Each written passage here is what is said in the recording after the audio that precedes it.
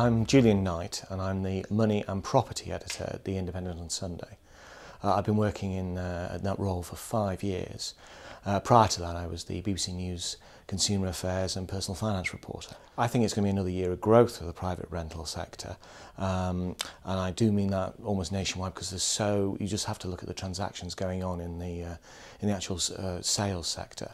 It's still very low, and this excess demand has got to go somewhere, and that's going to be the private rental sector. However, there is more supply coming on stream in the private rental sector through such things as the accidental landlords, and also through the development of more buy-to-let mortgages, which will perhaps keep a cap on the sort of price increases we have seen. But I think generally we could see things being quite buoyant.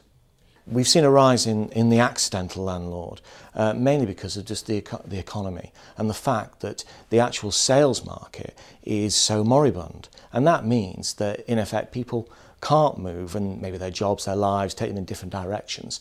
And therefore, they've had no other option than to actually rent out their properties. I think that rents are rising in many parts of the UK, but not all. And I think basically it's a result of just supply and demand.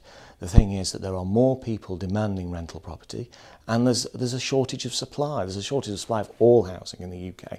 And intrinsically that just means that prices will rise.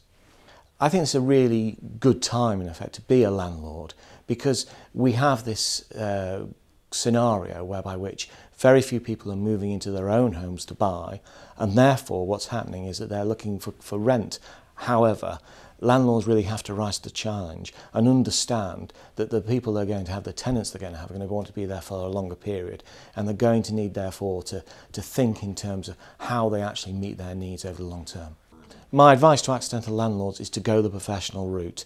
Don't leave things to chance, and make sure that you've got the backing that you actually need. The problem is that as an accidental landlord you may be in quite straitened personal circumstances anyway. Finances may be a little bit tight, so therefore you've got to think about who you're actually letting to and who you're actually getting to manage the property.